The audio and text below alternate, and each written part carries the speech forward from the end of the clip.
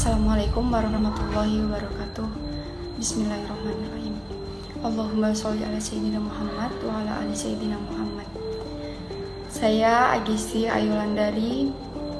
Mungkin di luar sana para netizen dan rekan-rekan sekarang lagi rame dengan adanya berita anak durhaka yang telah melaporkan ibunya sehingga terancam penjara.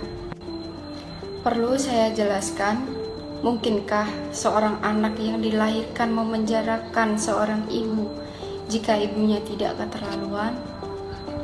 Ini pernyataan dasar, mohon dijawab di hati. Dan jujur, kenapa saya melaporkan ibu saya?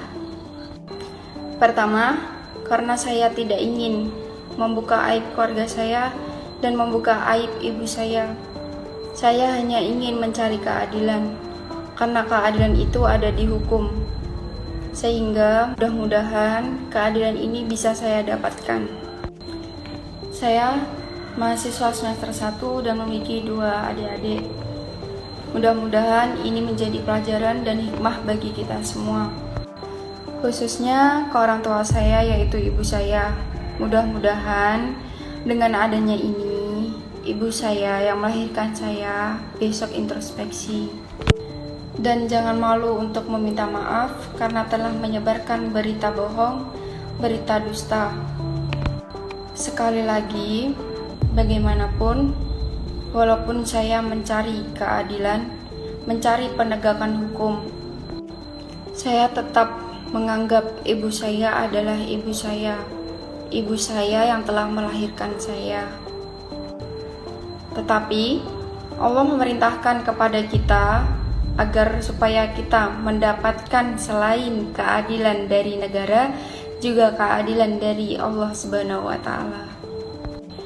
Sekali lagi, saya Agisti Ayulandari memohon maaf sebesar-besarnya kepada masyarakat Indonesia jika ada pemberitaan yang kurang berkenan di hati. Sekali lagi saya mohon maaf, saya tidak bisa membuka atau mengumbar aib keluarga saya.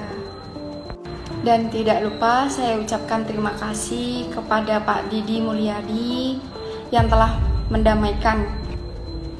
Mohon maaf Bapak, saya tidak bisa mencabut, saya mencari keadilan. Terima kasih. Wabillahi taufiq wal hidayah. Wassalamualaikum warahmatullahi wabarakatuh.